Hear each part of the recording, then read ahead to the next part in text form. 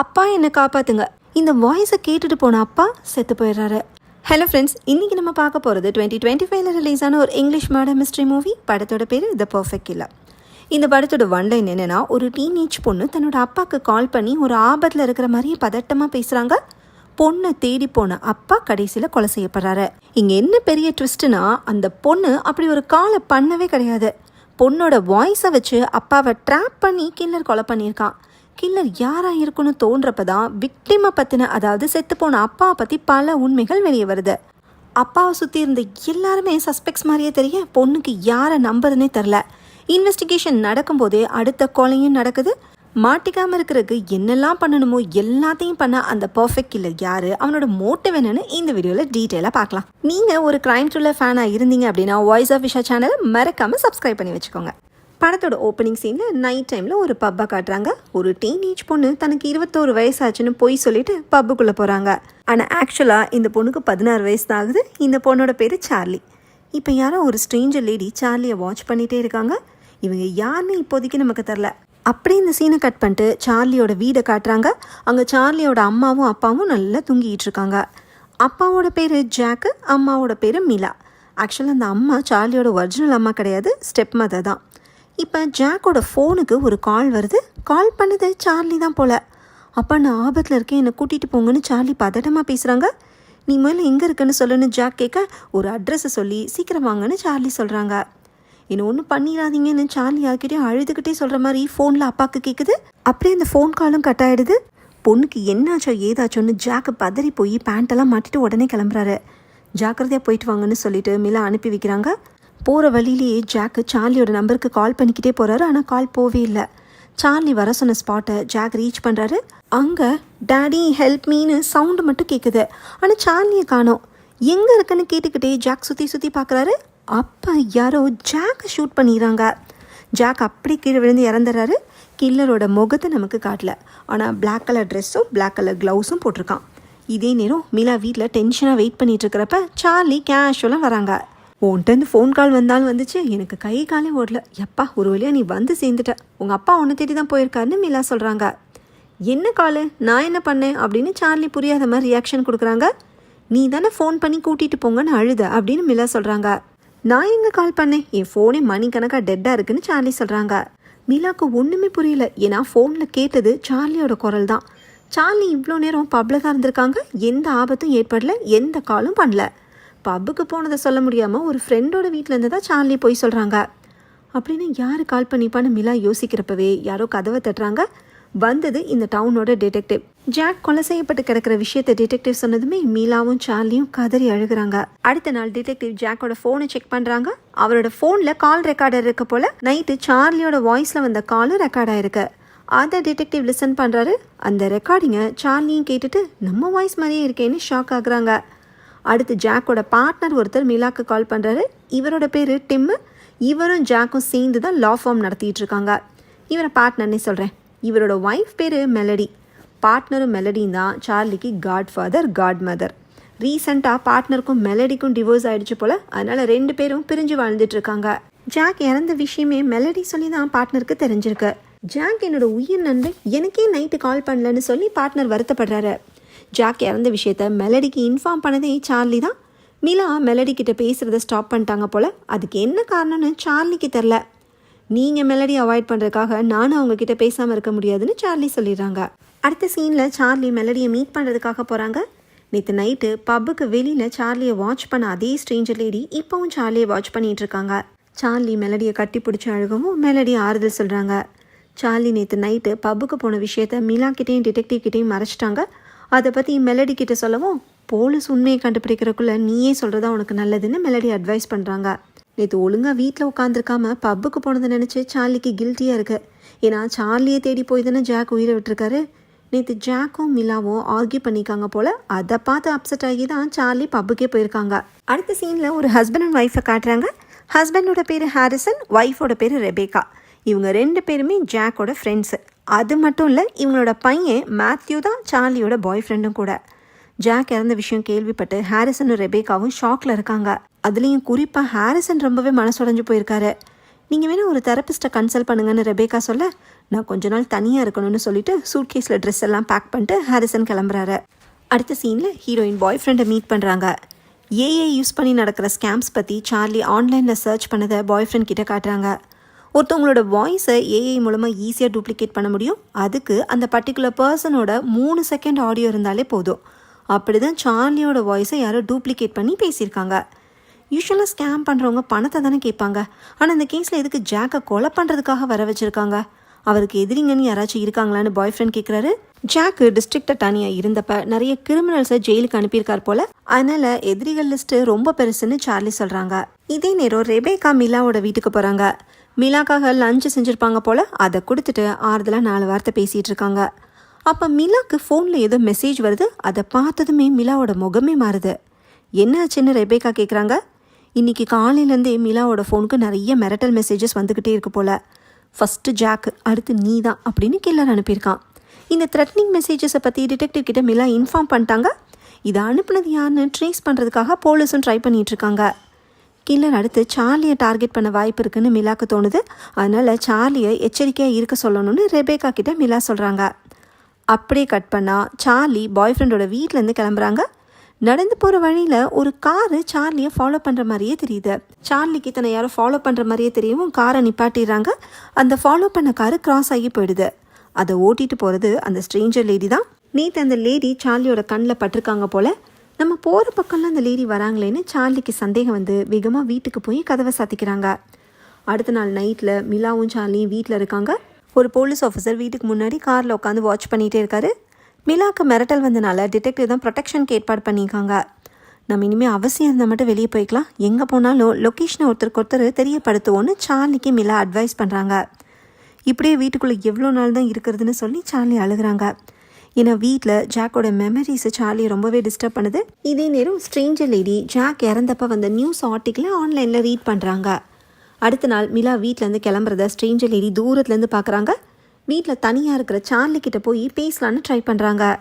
இவங்க வீட்டுக்கே வந்துட்டாங்களேன்னு ஷாக் ஆன சார்லி போலீஸ் ஆஃபீஸர் வெளியே தான் இருக்காருன்னு சொல்கிறாங்க. நான் உன்னை ஹர்ட் பண்ணலாம் வரல, நான் தான் ஆலிசியான்னு ஸ்ட்ரேஞ்சர் லேடி சொல்கிறாங்க. இவங்க வேறு யாரும் இல்லை, சார்லியை பெத்த அம்மா தான். அதாவது ஜாக்கோட ஃபஸ்ட்டு ஒய்ஃபு. இவங்க ஐடியை போலீஸ் ஆஃபீஸர் செக் பண்ணிட்டார் போல். ஆக்சுவலாக சார்லி குட்டி பொண்ணாக இருந்தப்பவே ஜாக்குக்கும் ஆலிசியாவுக்கும் டிவோர்ஸ் ஆகிடுச்சு. சார்லிக்கு 16 வயசு ஆகிற வரைக்கும் ஜாக்கோட கஸ்டடியில் தான் வளரணும்னு கோர்ட்டில் தீர்ப்பு கிடைச்சிருக்கு. அதனால தான் 11 வருஷமாக ஆலிசியா விலகியே இருந்திருக்காங்க. 2 மாதத்துக்கு முன்னாடி தான் இந்த ஊருக்கே திரும்பி வந்திருக்காங்க. தன்னோட சிஸ்டர் வீட்டில் ஆலிசியா ஸ்டே பண்ணிக்காங்க. சார்லிக்கு 16 வயசு ஆகிடுச்சுல, அதான் பொண்ணுக்கிட்ட எப்படியாவது பேசணும்னு ஆசைப்பட்டு ஆலிசியா வந்திருக்காங்க. அதுக்காக தான் ஃபாலோ பண்ணவும் செஞ்சுருக்காங்க போல். ஆனால் சார்லிக்கிட்ட பேசுகிறதுக்கு ஆலிசியாவுக்கு தைரியம் வரல. கரெக்டாக ஜாக் இறந்ததுக்கப்புறம் ஆலிசியா என்ட்ரி கொடுத்துருக்கனால சார்லிக்கு சந்தேகமாக இருக்கு. அதனால் கோர்ட் ஆர்டரை சார்லிக்கிட்ட ஆலிசியா கொடுக்குறாங்க. சார்லி தன்னோட அம்மா நல்லவங்க இல்லைன்னு நினச்சே தான் வளர்ந்துருக்கா. அதனால் ஆலிசியா கிட்ட பேச சார்லி ரெடியாக இல்லை. என்கிட்ட எப்போ பேசணும்னு தோணுதோ கால் பண்ணு, அந்த கோர்ட் ஆர்டரில் என்னோடய நம்பர் எழுதியிருக்கேன்னு சொல்லிட்டு ஆலிசியா போகிறாங்க. அடுத்த சீனில் பாய் ஃப்ரெண்டை காட்டுறாங்க. ஃபோனில் ஏஐ ஆப்பை யூஸ் பண்ணி வாய்ஸ் க்ளோனிங் ட்ரை பண்ணிகிட்ருக்காரு. அதை பார்த்து ரெபேக்கா ஷாக் ஆகி என்ன பண்ணிகிட்டு இருக்கடான்னு கேட்குறாங்க. ஏஐ மூலமாக எல்லாம் பண்ண முடியுமான்னு செக் பண்ணேன், ஈஸியாக தான் இருக்குன்னு பாய் ஃப்ரெண்ட் சொல்கிறாரு. ஜாக்குக்கு அப்படி ஒரு சம்பவம் நடந்திருக்கிறப்ப நீ இந்த ஆப்பெல்லாம் ஃபோனில் வச்சுக்காதுன்னு சொல்லி ரெபேக்கா திட்டுறாங்க. ஏன்னா பாய் ஃப்ரெண்டோட ஃபோனில் இப்படி ஒரு ஆப் இருக்குது போலீஸ்க்கு தெரிஞ்சாலே இவனை சஸ்பெக்ட் ஆக்கிடுவாங்க. ஆனால் பாய் ஃப்ரெண்டு சார்லிக்கு ஏதாச்சும் ஹெல்ப் பண்ணணும்னு நினைக்கிறாரு. நான் ஒன்று சில பேர் மாதிரி பொய்யா நடிக்கலைன்னு பாய் ஃப்ரெண்ட் சொல்ல ரெபேக்கா அப்செட் ஆகி அங்கேருந்து போயிடுறாரு. பாய் ஃப்ரெண்ட் ஏன் தன்னோட அம்மா கிட்டே இப்படி சொல்லணும்னு ஒரு கேள்வி வருது. அது பின்னாடி பார்க்கலாம். அடுத்த சீனில் ஆலிசியா சார்லி கிட்ட பேசினதை பற்றி தன்னோட சிஸ்டர் கிட்ட ஷேர் பண்ணுறாங்க. போலீஸ் ஆஃபீஸர் ஆலிசியாவை ஸ்டேஷனுக்கு போய் ஸ்டேட்மெண்ட் கொடுக்க சொல்லியிருக்கார் போல். கொலை நடந்த நைட்டு சிஸ்டர் கூட தான் இருந்ததை ஆலிசியா போய் சொல்லியிருக்காங்க. ஆனால் ஆலிசியா சார்லியை ஃபாலோ பண்ணி பப்புக்கு போயிருந்தாங்க. அதை போலீஸ்கிட்ட சொல்ல ஆலிசியா விரும்பலை. போலீஸே கண்டுபிடிக்கிறதுக்கு முன்னாடி நீயே உண்மையை சொல்லிடுன்னு சிஸ்டர் அட்வைஸ் பண்ணவும் ஆலிசியா டிடெக்டிவ்க்கு கால் பண்ணி உண்மையை சொல்கிறாங்க. இதே நேரம் மிலாவும் சார்லியும் வீட்டில் இருக்காங்க. பார்ட்னர்கிட்டேருந்து மிலாக்கு கால் வருது. ஆனால் மிலா கால் அட்டன் பண்ணவே இல்லை. போலீஸு நாளைக்கு பார்ட்னர்கிட்ட என்கொயரி பண்ண போகிறதா சொல்லியிருப்பாங்க போல். அதை பற்றி பேசணுன்னு பார்ட்னர் வாய்ஸ் மெயில் அனுப்புகிறாரு. நீங்கள் மெலடி ஆண்டியை தான் அவாய்ட் பண்ணிட்டு இருந்தீங்க, இப்போ ஏன் பார்ட்னரையும் அவாய்ட் பண்ணுறீங்களான்னு மிலா கிட்ட சார்லி கேட்குறாங்க. பார்ட்னரை பற்றின ஒரு விஷயத்த இப்போ மிலா ஷேர் பண்ணுறாங்க. என்னன்னா பார்ட்னருக்கும் மெலடிக்கும் டிவோர்ஸ் ஆனப்போ மெலடி ஆலிமனி கேட்டனால பார்ட்னரோட சொத்தெல்லாம் இழந்திருக்காரு. அதனால கடந்த 1 வருஷமாக பார்ட்னருக்கு ஜாக்கு தான் கடன் கொடுத்து உதவி பண்ணியிருக்காரு. பார்ட்னர் ஜாக்கிட்ட கடன் பட்டிருக்காருன்னு போலீஸ்க்கு தெரிஞ்சா அவரும் சஸ்பெக்ட் ஆயிடுவார்ல. அதனால தான் போலீஸு என்கொயரிக்கு வர சொன்னதுமே ஸ்ட்ரெஸ் ஆகி மிலாக்கு கால் பண்ணியிருக்காரு. கொலை பண்ணது பார்ட்னராக இருக்கவும் சான்ஸ் இருக்கனால மிலா இப்போதைக்கு அவர்கிட்ட பேச விரும்பலை. ஆனால் சார்லிக்கு பார்ட்னர் கொலை பண்ணியிருப்பான்லாம் தோணல. மிலா தேவையில்லாமல் சந்தேகப்படுறதா தான் நினைக்கிறாங்க. அடுத்து நைட் டைமில் பாய் ஃப்ரெண்டோட வீட்டுக்கு சார்லியும் மிலாவும் டின்னருக்காக போகிறாங்க. ரெபேக்கா தான் இன்வைட் பண்ணிப்பாங்க போல். மிலாவை பார்த்ததுமே பாய் ஃப்ரெண்டு டிஸ்டர்ப் ஆகி எதுவுமே பேசாமல் வெளியே போயிடுறாரு. சார்லி அவர் பின்னாடியே போய் என்ன ஆச்சுன்னு கேட்குறாங்க. இப்போ தான் ஒரு ஷாக்கிங்கான விஷயத்த பாய் ஃப்ரெண்ட் போட்டு உடைக்கிறாரு. என்னன்னா பாய் ஃப்ரெண்டோட அம்மா ரெபேக்காவுக்கு ஒரு அஃபேர் இருந்திருக்கு. ஒரு நாள் பாய் ஃப்ரெண்டு வீட்டுக்கு வரப்போ ரெபேக்கா ஒருத்தர் கூட இன்டிமேட்டாக இருந்ததை பாய் ஃப்ரெண்ட் பார்த்துருக்காரு. அது வேறு யாரும் இல்லை, ஜாக்கு தான். என்னது, எங்கள் அப்பாவுக்கும் உங்கள் அம்மாவுக்கும் அஃபேரானு சார்லி ஷாக் ஆகுறாங்க. ரெபேக்கா மிலாவோட வாழ்க்கையிலே மண்ணலி போட்டுட்டு ஒன்றுமே நடக்காத மாதிரி மிலாக்கிட்டே நடிச்சிட்டு இருக்காங்க. அதுதான் பாய் ஃப்ரெண்டோட கோவத்துக்கு காரணம். தன்னோட அப்பா மிலாக்கு துரோகம் பண்ணதை சார்லியாலையுமே தாங்கிக்க முடியல. இது வேறு யாருக்காச்சும் தெரியுமான்னு சார்லி கேட்குறாங்க. பாய் ஃப்ரெண்டோட அப்பா ஹாரிசனுக்கு இது தெரியும். அன்றைக்கி பாய் ஃப்ரெண்டும் ரெபேக்காவும் இது சம்மந்தமாக ஆர்கியூ பண்ணிக்கிட்டு இருந்தப்ப அது ஹாரிசனோட காதில் விழுந்திருக்கு. அதனால தான் ரெபேக்கா கூட இருக்க பிடிக்காம சூட்கேஸை பேக் பண்ணிட்டு வீட்டை விட்டே போயிட்டார் போல. தன்னோட அப்பாக்கும் ரெபேக்காக்கும் இருக்கிற அஃபேர் பற்றி ஹாரிசனுக்கு தெரிஞ்சிருக்குன்னா அவருக்கு கண்டிப்பாக தான் அப்பா மேலே செம்ம கோவம் இருந்திருக்குன்னு சார்லி கெஸ் பண்ணுறாங்க. ஆனால் ஹாரிசன் ஜாக்கை மீட் பண்ணி எதுவும் பேசினாரான்லாம் தெரில. ஒருவேளை ஹாரிசன் தான் ஜாக்கை கொலை பண்ணாரோன்னு நமக்கு ஒரு டவுட் வருது. இப்போ ரெபேக்காவும் மிலாவும் டின்னர் சாப்பிட்டுக்கிட்டே கேஷுவலாக பேசுகிறாங்க. கேஸ் இன்வெஸ்டிகேஷன்லாம் எப்படி போயிட்டுருக்கு, உங்களுக்கு இன்னும் மிரட்டல் மெசேஜஸ்லாம் வருதான்னு ரெபேக்கா விசாரிக்கிறாங்க. மீலாவும் ரெபேக்காவை நல்ல ஃப்ரெண்டாக நினைக்கிறதுனால எல்லாத்தையுமே ஷேர் பண்ணுறாங்க. ஜாக்கை ரொம்பவே மிஸ் பண்ணுறதா சொல்லி ஃபீல் பண்ண ரெபேக்கா தான் அப்புறம் ஆறுதல் சொல்கிறாங்க. சார்லிக்கு ரெபேக்காவை பற்றி தெரிய வந்துட்டனால இதுக்கு மேலே இங்கே இருக்கிறதுக்கு விருப்பம் இல்லை, உடம்பு சரியில்லைன்னு சொல்லி மிலாவை கூட்டிகிட்டு அங்கேருந்து கிளம்புறாங்க. நான் சார்லி கிட்ட உங்கள் சீக்கிரட்டை சொல்லிட்டேன், சீக்கிரமே அது மிலாக்கும் தெரிய வரும்னு ரெபேக்கா கிட்ட பாய் ஃப்ரெண்ட் சொல்கிறாரு. ரெபேக்காக்கு என்ன சொல்கிறேனே தெரில. சார்லி வீட்டுக்கு போனதுமே பாய் ஃப்ரெண்ட் சொன்ன விஷயத்த மிலா கிட்டே இன்ஃபார்ம் பண்ணுறாங்க. மிலாக்கு இதை கேட்குறப்ப தலையே சுற்றுது.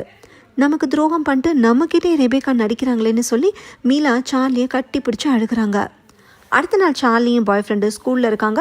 தன்னோட அப்பாவை பற்றி முழுசாக தெரியாமல் இருந்திருக்கோமேனு சார்லிக்கு வருத்தமாக இருக்குது. அதனால் ஆலிசியா கிட்ட பேசி அவங்க சைடு எக்ஸ்ப்ளனேஷனை கேட்கலான்னு சார்லி டிசைட் பண்ணுறாங்க. ஆலிசியா எப்படிப்பட்டவங்கன்னு உனக்கு தெரியாது, அவங்க ஒருவேளை உங்ககிட்ட பொய் சொன்னால் என்ன பண்ணுவேன்னு பாய் ஃப்ரெண்ட் கேட்குறாரு. இது சார்லியை கொஞ்சம் யோசிக்க வைக்குது. அடுத்து மீலாவும் சார்லியும் வீட்டில் இருக்கிறப்ப டிடெக்டிவ் அங்கே வராரு. 1 மாதத்துக்கு முன்னாடி மீலா ஜாக்கை டிவோர்ஸ் பண்ணுறதுக்காக அப்ளை பண்ணிக்காங்க போல். இந்த விஷயத்தை ஏன் நீங்கள் மென்ஷன் பண்ணவே இல்லைன்னு டிடெக்டிவ் கேட்குறாங்க. மீலா பதில் சொல்ல முடியாமல் அமைதியாக நிற்கிறாங்க. மீலா இப்படி ஒரு பிளானில் இருந்தது சார்லிக்கு இப்போ தான் தெரிய வருது. மீலா எக்ஸ்பிளைன் பண்ணுறதுக்குள்ளேயே சார்லி கோச்சிக்கிட்டு ரூமுக்கு போய் கதவை சாத்திக்கிறாங்க. மீலா டிடெக்டிவ் கிட்ட எக்ஸ்பிளைன் பண்ணுறாங்க. கடந்த சில வருஷமாகவே ஜாக் மேரேஜ் லைஃப்பில் உண்மையாக இல்லைன்னு மிலாக்கு தெரிஞ்சிருக்கு. அதனால தான் டிவோர்ஸ்க்கே அப்ளை பண்ணியிருக்காங்க. இருந்தாலும் கொலைக்கும் இதுக்கும் எந்த சம்மந்தம் இல்லைன்னு நினச்சனால தான் மிலா டிடெக்டிவ் கிட்ட சொல்லாமே விட்டுருக்காங்க. கொலை நடக்கிறதுக்கு முன்னாடி மிலாக்கும் ஜாக்குக்கும் மேரேஜ் லைஃப்பில் பிரச்சனைகள் இருந்திருக்குன்னா மிலாவுமே ஒரு சஸ்பெக்ட் தானே. அது மட்டும் இல்லை, கொலை நடந்த டைமில் மிலா வீட்டில் தான் இருந்தாங்கன்னு சொல்கிறதுக்கு சாட்சி யாருமே இல்லை. டிடெக்டிவ் அங்கே சுற்றி இங்கே சுற்றி நம்ம மேலே சந்தேகப்படுறாங்களேன்னு மிலா புரிஞ்சுக்கிறாங்க. இந்த மிரட்டல் மெசேஜஸ்லாம் எனக்கு தான் வந்துட்டுருக்கு, அதை ஞாபகம் வச்சுக்கோங்கன்னு மிலா சொல்ல, அதை அனுப்புறது யாருன்னு சீக்கிரமே ட்ரேஸ் பண்ணிடுவோன்னு டிடெக்டிவ் சொல்கிறாங்க. மிலா டிவோர்ஸ் பண்ணுற பிளானில் இருந்ததே இவ்வளோ நாள் ஏன் மறைச்சாங்கன்னு சார்லிக்கு வருத்தமாக இருக்கு. எனக்கு என்ன பண்ணுறேன்னே தெரில, உங்கள் அட்வைஸ் வேணும்னு காட் மதரான மெலடிக்கு வாய்ஸ் மெயில் அனுப்புகிறாங்க. டிடெக்டிவ் போனதுக்கப்புறம் மிலா சார்லிக்கிட்ட வந்து பேசுகிறாங்க. நான் டிவோர்ஸ்க்கு அப்ளை பண்ணது உண்மைதான், ஆனால் ஜாக் மேலே இப்போயும் உண்மையான அன்பை தான் வச்சுருக்கேன்னு மிலா சொல்கிறாங்க. சார்லியோட டேபிளில் ஆலிசியா கொடுத்த கோட் ஆர்டர் இருக்கிறத மிலா பார்க்குறாங்க. ஆலிசியா கிட்ட பேசினதான் அவங்க சைட் ஸ்டோரி என்னன்னு எனக்கு தெரியும்னு சார்லி சொல்கிறாங்க. நீ என்ன டிசைட் பண்ணாலும் நான் சப்போர்ட் பண்ணுறேன், ஆனால் எதுக்கும் கேர்ஃபுல்லாக இரு, ஏன்னா ஆலிசியா ஒரு அடிக்ட்னு மிலா சொல்கிறாங்க. அடுத்து நைட்டில் டின்னர் சாப்பிட்றப்ப சார்லிக்கு ஒரு சந்தேகம் வருது. ஒருவேளை ஜாக்குக்கும் ரெபேக்காக்கும் இருந்த அஃபேர் தெரிஞ்சு தான் மிலா டிவோர்ஸ் வாங்க நினச்சாங்களோ அப்படின்னு. ஆனால் மிலாக்கு சார்லி சொல்லி தான் ரெபேக்கா மேட்ரே தெரிஞ்சுது. 1 மாதத்துக்கு முன்னாடி எதுக்காக டிவோர்ஸ் வாங்க ட்ரை பண்ணீங்கன்னு சார்லி கேட்குறாங்க. ஒரு ஷாக்கிங்கான விஷயத்த இப்போ தான் மிலா சொல்கிறாங்க. ஜாக்குக்கு ரெபேக்கா மட்டும் கிடையாது, பல பெண்களோட தொடர்பு இருந்திருக்கு. அவர் லாஸ்ட்டாக அஃபேர் வச்சிருந்த லேடி வேறு யாரும் இல்லை, மெலடி தான். எங்கள் அப்பாவே நீங்கள் சீரியல் சீட்டர்னு சொல்கிறீங்களான்னு சார்லி டென்ஷன் ஆகுறாங்க. ஒருவேளை மெலடி மேலே இருக்கிற பொறாமைனால மிலா எதேதோ சொல்கிறாங்களோன்னு சார்லிக்கு சந்தேகம் வருது. வேணும்னா மெலோடியோட எக்ஸ் ஹஸ்பண்ட் கிட்டே கேட்டுக்கோன்னு மிலா சொல்கிறாங்க, அதாவது ஜாக்கோட பார்ட்னர். டே தகப்பா, ஊருக்குள்ளே ஒருத்தையும் நீ விட்டு வைக்கலையான்னு சார்லி கன்ஃபியூஸ் ஆகுறாங்க. மீலா சொன்னதை கன்ஃபார்ம் பண்ணுறதுக்காக நாளைக்கு பார்ட்னரை மீட் பண்ணலான்னு டிசைட் பண்ணுறாங்க. அடுத்த நாள் பாய் ஃப்ரெண்ட் கிட்டே இதை பற்றி ஷேரும் பண்ணுறாங்க. என்னது, உங்கள் அப்பா மெலடி கூடயுமா அஃபேரில் இருந்தாருன்னு பாய் ஃப்ரெண்ட் ஷாக் ஆகுறாரு. ஜாக் ஒரு நல்ல அப்பாவாக இருந்திருக்கிறாரு, மற்றபடி மேரேஜ் லைஃப்லையும் சரி ஃப்ரெண்ட்ஷிப்லையும் நல்லவராக இல்லை. இந்த ஆங்கிளில் பார்த்தா ஆலிசியா பக்கம் கொஞ்சம் நியாயம் இருக்குமோன்னு சார்லிக்கு தோணுது.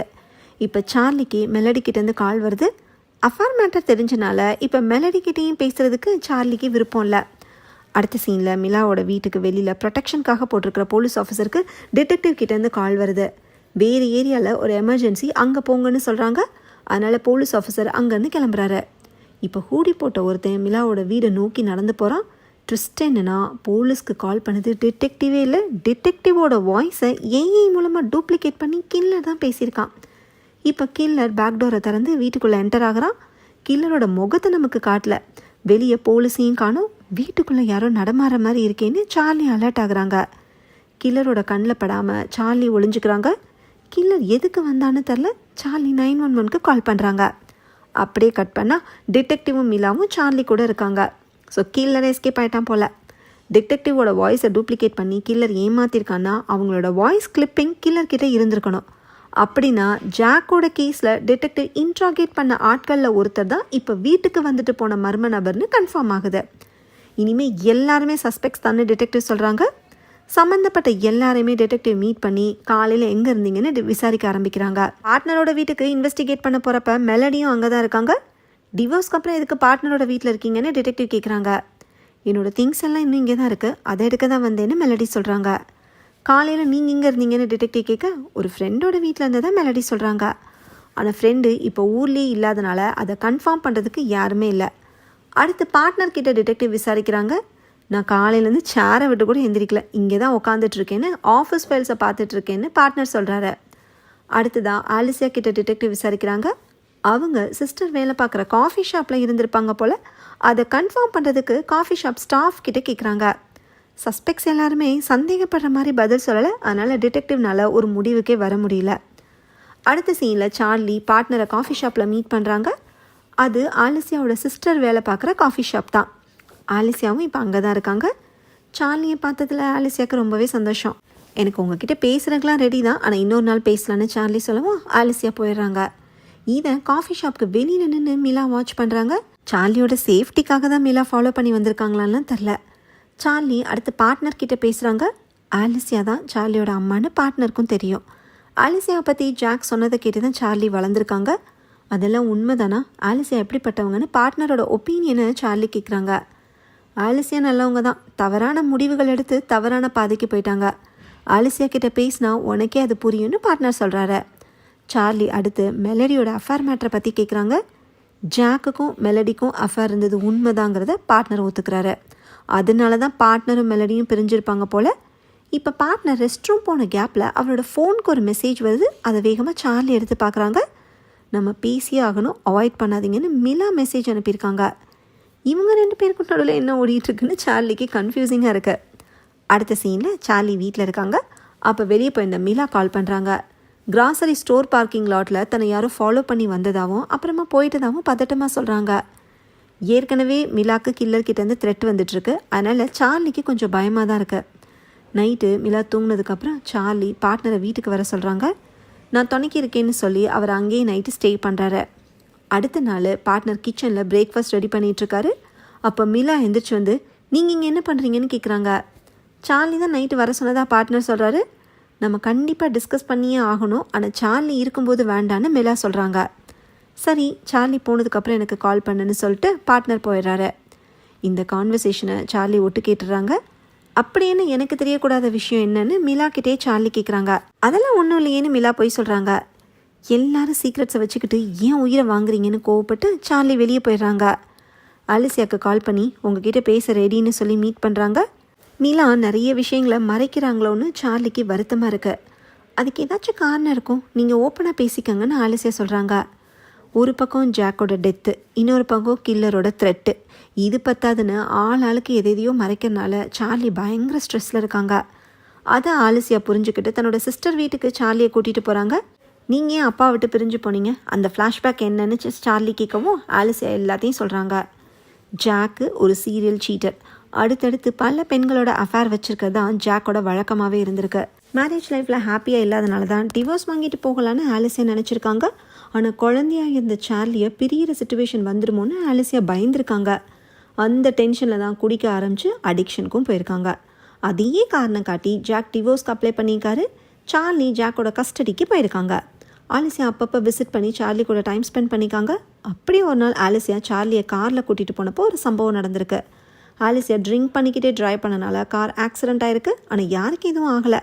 அந்த சம்பவத்துக்கு அப்புறம் சார்லியை விசிட் பண்ணுற ரைட்ஸை கூட ஆலிசியா இழந்துட்டாங்க. நாம் கூட இருந்தால் சார்லிக்கும் அந்த டேஞ்சராக இருக்குங்கிற குற்ற உணர்ச்சியிலேயே ஆலிசியாவும் ஊரை விட்டே போயிருக்காங்க. எல்லாமே தன் கட்டுப்பாடை மீறி நடந்தனால ஆலிசியாவால் ஒன்றுமே பண்ண முடியல. சிஸ்டரோட உதவியால் ஆலிசியா குடிப்பழக்கத்துலேருந்து வெளியே வந்துட்டாங்க. சார்லிக்கு எப்படா 16வது பர்த்டே வரும்னு ஆலிசியா வெயிட் பண்ணிக்கிட்டே இருந்திருக்காங்க. சார்லியோட சைல்ட்ஹுட் டேஸை மிஸ் பண்ணதை நினச்சி இப்போ ஆலிசியா கண் கலங்குறாங்க. தன்னோட அம்மா பக்கம் இருக்கிற நியாயம் சார்லிக்கு புரியுது. இப்போ சார்லியோட ஃபோனுக்கு ஒரு அன்னோன் நம்பர்லேருந்து மெசேஜ் வருது.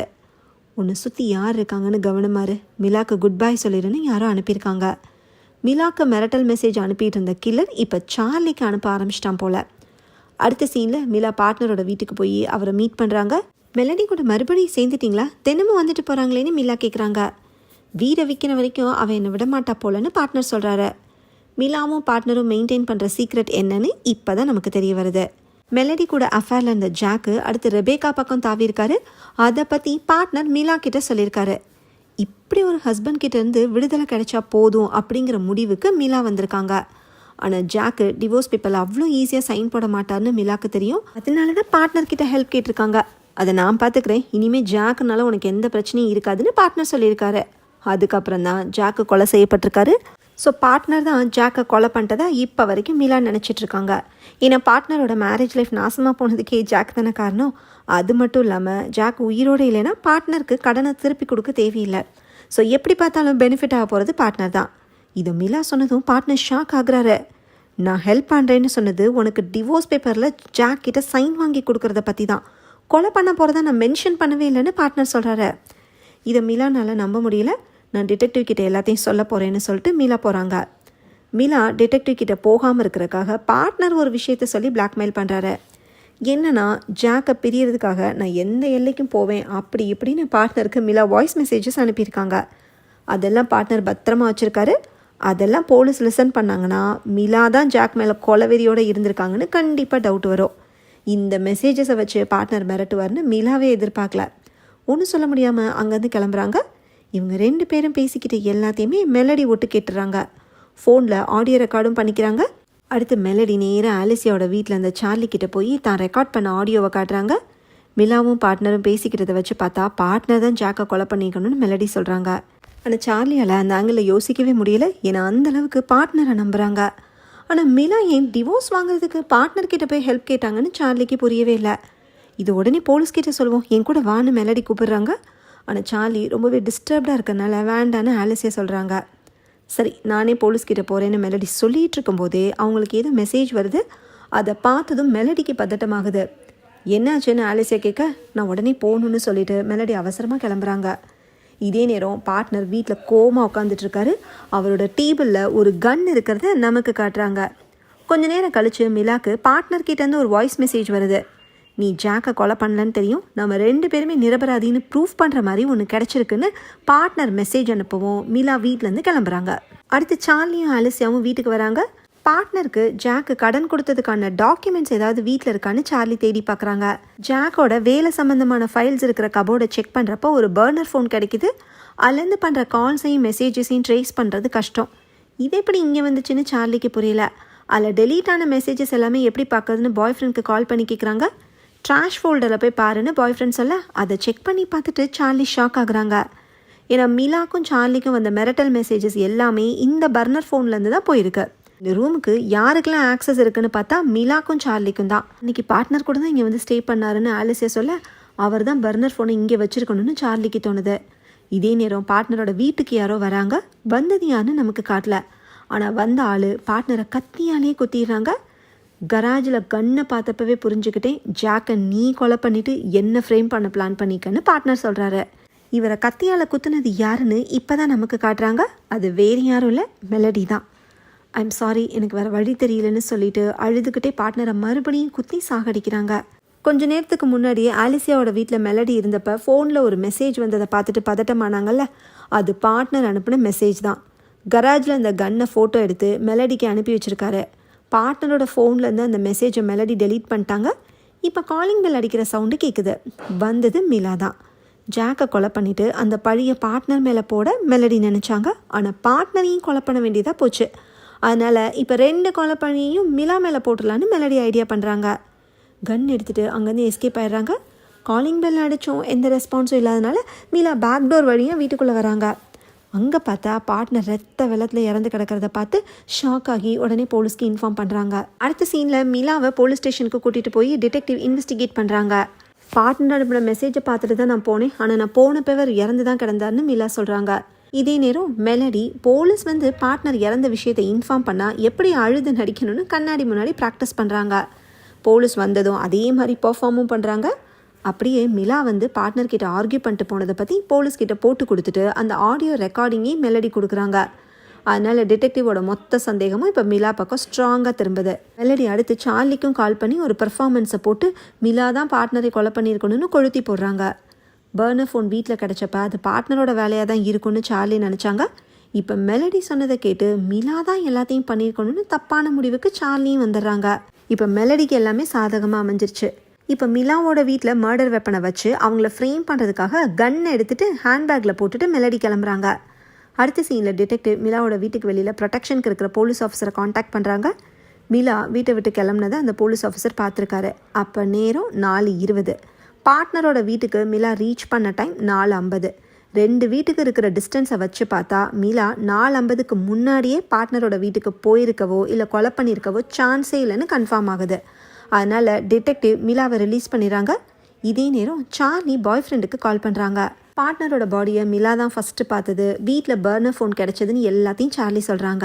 என்னதான் எவிடன்சஸ் எல்லாம் மிலாக்கு எதிராக இருந்தாலுமே மிலா தான் கொலை பண்ணாங்கன்னு சார்லினால் நம்ப முடியல. இப்போ மெலடி அங்கே வந்து ஆலிசியாவை கட்டி பிடிச்சி அழுகிறாங்க. பார்ட்னரை கொலை பண்ண மிலா தான் ஜாக்கையும் கொலை பண்ணியிருக்கணும்னு மெலடி மேனிப்புலேட் பண்ணுறாங்க. சார்லி முன்னாடி இதை பற்றி பேச வேண்டாம், அவள் வருத்தப்படுவான்னு ஆலிசியா சொல்கிறாங்க. வீட்டில் கிடச்ச பர்னர் ஃபோனை வெளியே இருக்கிற போலீஸ் ஆஃபீஸர்கிட்ட கொடுக்க போகிறேன்னு சொல்லிட்டு ஆலிசியா போகிறாங்க. மிலா வரும்போது நான் இங்கே இருக்க விரும்பலைன்னு சொல்லி பேகை பேக் பண்ணுறதுக்காக சார்லி மாடியில் இருக்கிற ரூமுக்கு போகிறாங்க. பாய் ஃப்ரெண்டுக்கு கால் பண்ணி ஆலிசியாவோட வீட்டுக்கு போக போகிறத இன்ஃபார்ம் பண்ணுறாங்க. இப்போ மிலா காரில் வந்து இறங்குறாங்க. அவங்க தான் கில்லர்னு சார்லி நினைக்கிறனால பதட்டமாகறாங்க. நீ ரிலாக்ஸ் ஆறுன்னு பாய் ஃப்ரெண்ட் ஃபோனில் சொல்கிறாரு.